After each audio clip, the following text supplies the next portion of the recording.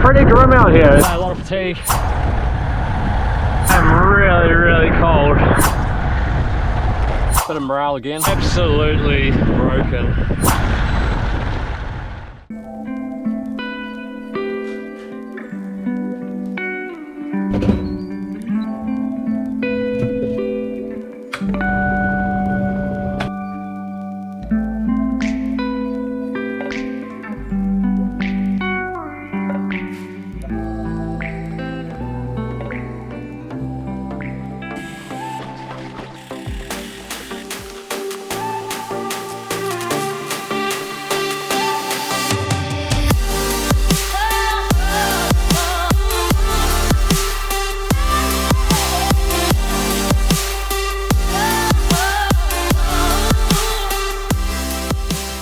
Today, we're on the TT bike. Now I'm going to do my first couple of efforts, then we'll talk you through why I'm on this thing.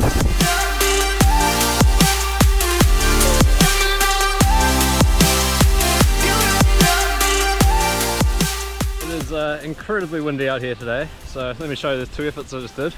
15 minutes, 37.88 k an hour for the first one with the headwind, 31.4, 31.4, 31.4 into the tailwind. I was only doing 335 watts. So that brings us on to today's session. The reason I'm riding the time trial bike is I'm going to do time trial at Elite Road Nationals. This isn't because I'm delusional thinking I'm going to win a podium or anything, but I just want to basically go through the process of executing a good time trial, because it's been a long while since I've really nailed one, to be honest. 2 years ago, I was on a terrible day, then I had a massive pothole punctured. Last year, managed to crash at the U-turns.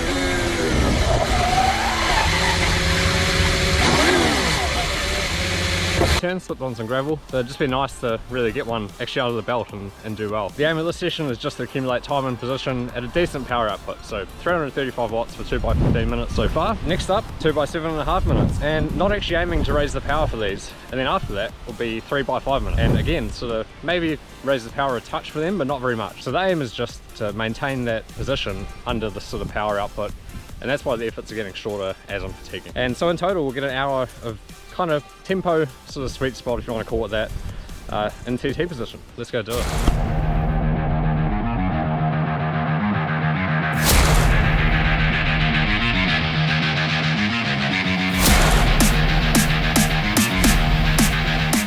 Nice couple of 7.5 minute efforts done there, about 350 for both of those, so all good. So I thought just show you through the bike. Pretty old and clipped out at this stage. I think this is the same BMC TMO1 that Cadel Evans rode when he won the 2011 Tour de France, I believe. Not the exact one, but same model. So got a bit of a setup here, which is a bit all over the show to get the pads and everything together. Basically this 3T base bar doesn't have the best spacing for bolts and stuff like that. This headset is really notchy, so basically you're limited on your steering option. This seat, pretty clapped out. The worst bit about this bike, to be honest, is the brakes. Brakes failed. Brakes failed. Locks up, goes straight through. So they're these integrated brakes. To adjust them, you have to take these shims in and out, and it's an absolute nightmare. If you want to adjust the rear, you have to take the cranks out. What else? So as you can see, got a nice like carbon wheel up front. That's all good. Alloy on the back. For training, it's not an issue. 25mm tires, which I mean, back in the day that was alright, but pretty narrow and bumpy now, and also old school narrow rims. They don't blow out very wide, so not the most comfortable ride. But the good news is, thanks to my friends at Velo Workshop, I have a new TT bike on the way. Shut up and take my money. I'm really hoping that everything shows up in time for nationals, because I'm ordering bits and pieces all over the show. I've got a friend who works there, but they've really got no other reason to help me, but they've just been really supportive. They sorted me out with my Cervelo S5 and things like that in the past, so thanks to them. I'm going to crack on, do this 3 by 5 minutes, and we'll catch you soon.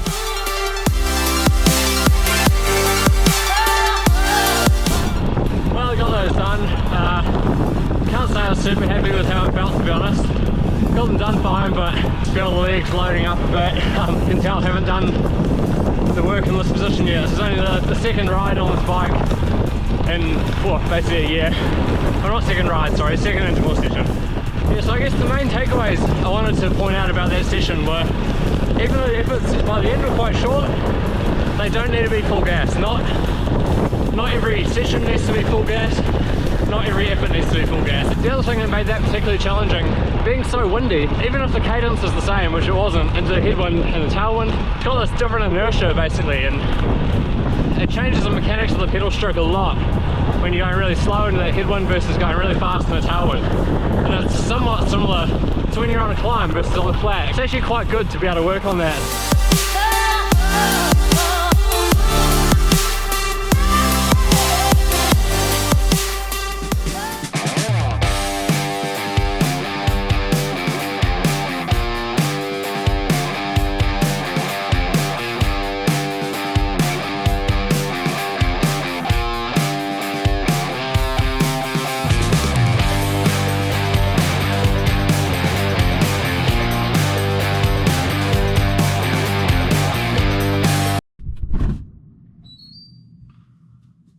Oh hi, I didn't see you there.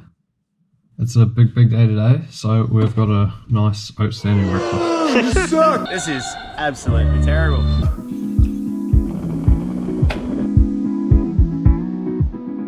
Sort of roughly 2 grams of carbohydrate per kg, bit of fructose in there again, and of course, most importantly, coffee. As well as one final thing, which I think is easy to forget about in the morning, water. You can come closer than that. Please like and subscribe to this video if you're enjoying it. It helps the channel a lot and I would appreciate it so much. Do it now. Smash like.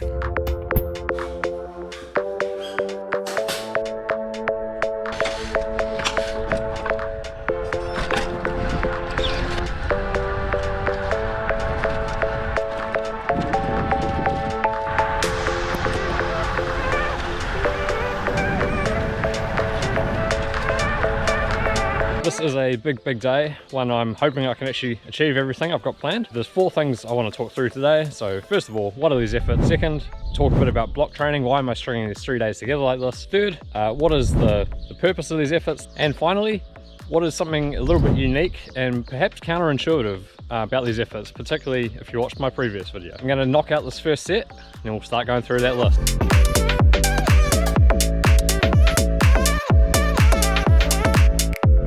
It's pretty grim out here, as you can maybe see. Yeah, it's a whole lot of rain there. But first the effort's done, so I'm going to talk through what they are, what they were in that case. Basically it's over-unders again, but it's a little bit of a shorter over and then a tempo under. So it's a spike aiming for about 425 watts or so, and then an under period, tempo to recover. And so in that case I just did 1 minute over, 4 minutes under, 6 times, 30-minute effort. Yeah, went pretty well. Really hoping this rain blows over. Got 15 minutes easy, then we're into the next set, which is 25 minutes of the same thing. That might be half a hint as to what I'll talk about later. For now, gonna try and keep warm, crack on with the second set.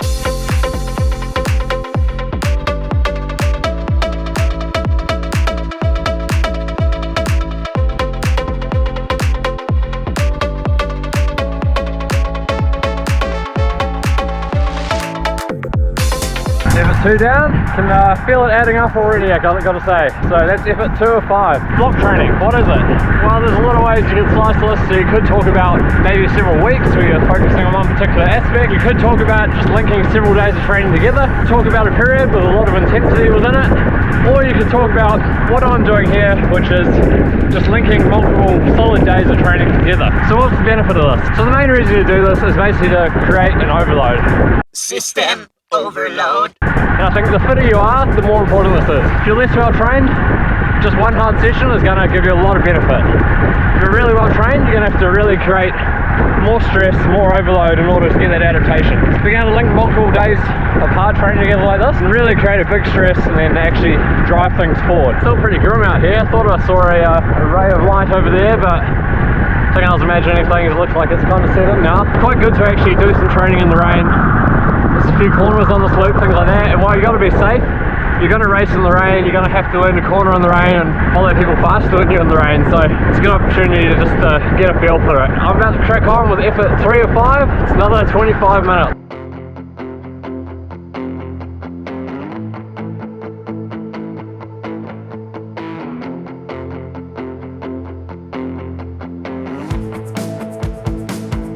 Well, that's number 3 down, and I am really cold. I'm gonna hightail it home. I have never been so cold in what should be peak summer. So I went home, grabbed, actually put an undershirt on, grabbed my long sleeve jacket, gilet, buff, warm gloves.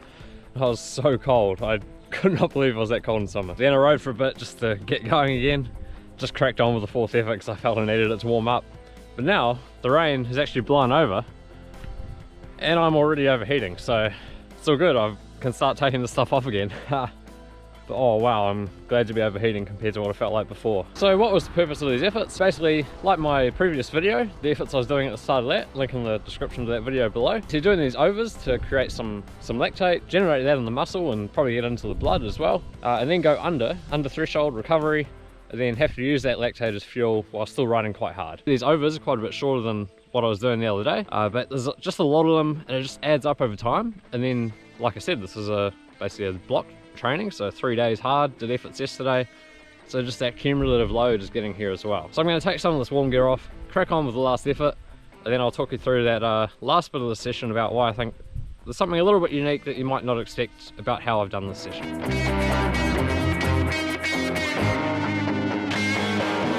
Storage space.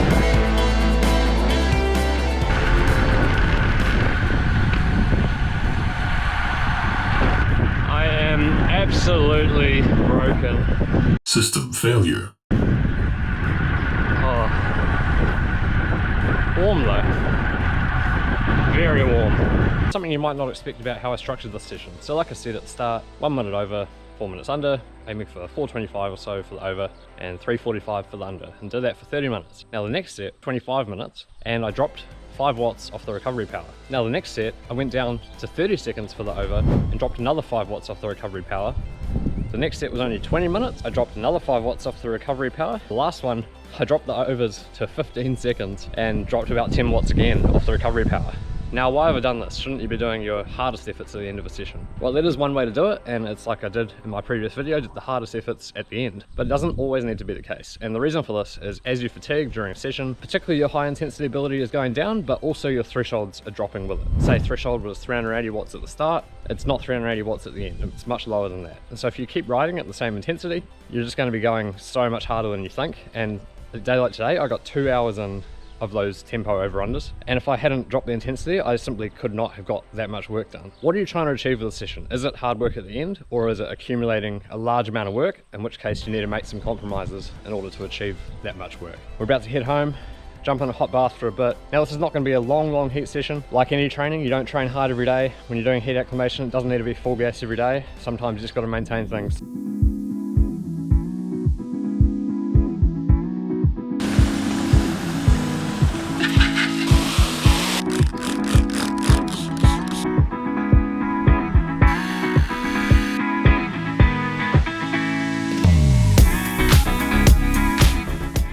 My legs hurt a lot this morning, but we've had some pretty terrible boring loops for the efforts we've been doing, and today going somewhere much more exciting. So looking forward to that. Let me show you around. 200k on the menu today. First bit of this ride's a little bit grim. Nothing wrong with the road, just a little bit boring. Well worth it once we get out a little bit more. 3 sort of major climbs, some epic descents, so I'll show you along the way. Once again, it is incredibly windy. Fatigue's built up, an endurance ride. Simply just need to ride, keep turning the pedals. The ride does need to be hard enough, it doesn't mean it's easy. You're not just cruising around, absolutely noodling. It's also not super hard. You take those 2 days I just did, TT bike, hurt the legs a bit because of that. Then a big day yesterday where I really kind of emptied the tank. Coming today, a lot of fatigue, and yeah, just got to finish it off by riding. Could make an argument you could do things the other way, so you're doing some of your really hard training under a lot of fatigue. Just doing 2 days in a row like that, already solved that anyway.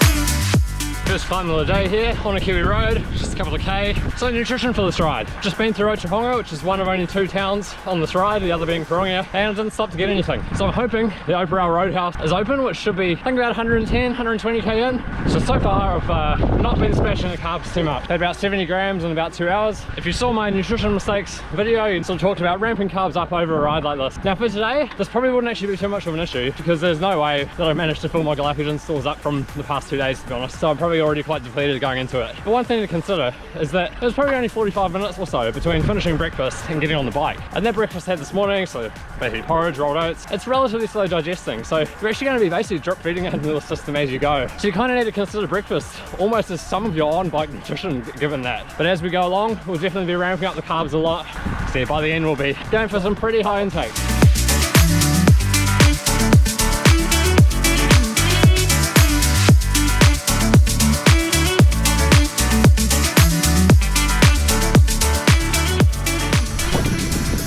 Climb 2 of 3, 2 more.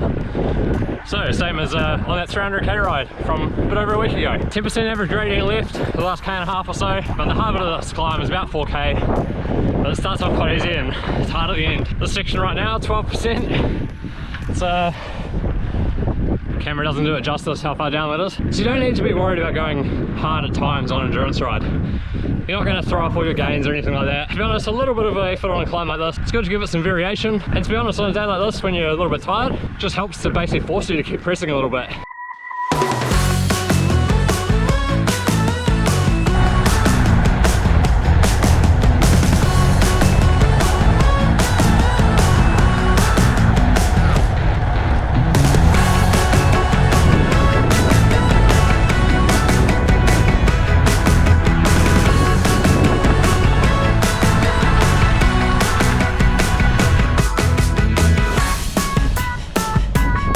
So I'm at Doper, quick wee what we call a morale stop. So a what's this?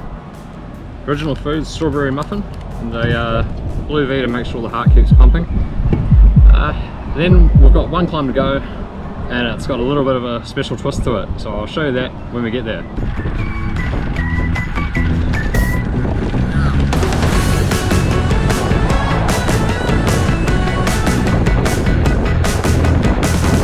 Put all those bikes together and sold them, I reckon you might be on to make about $5. Just been stung by a bee again, this time up here, so again just stopped to check I'll be alright.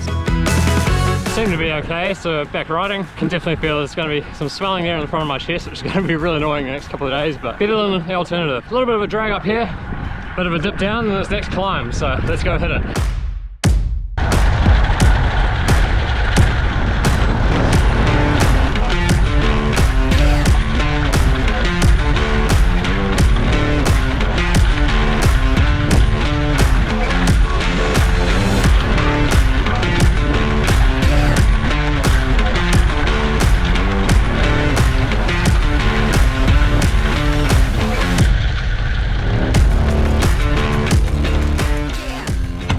There you have it, really nice climb there. Okay, also bit of morale again, peanut slab before we go down the hill.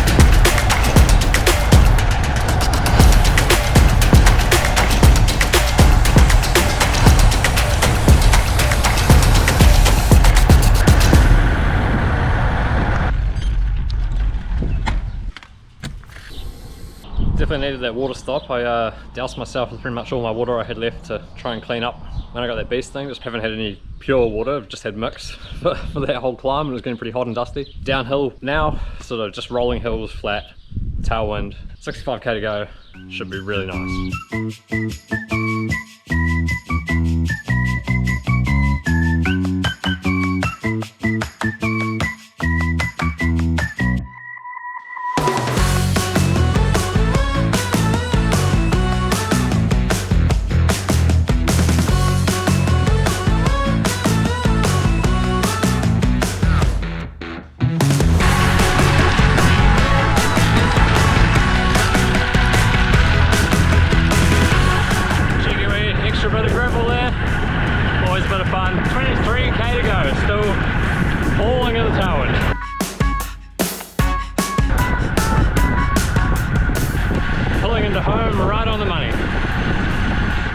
planned it. So that's the end of this ride, end of the 3-day block. Just gonna jump in a hot bath once more. Tomorrow, anywhere between 5/8 to nothing and 1 hour easy. Hope you enjoyed it. I'll see you in the next one.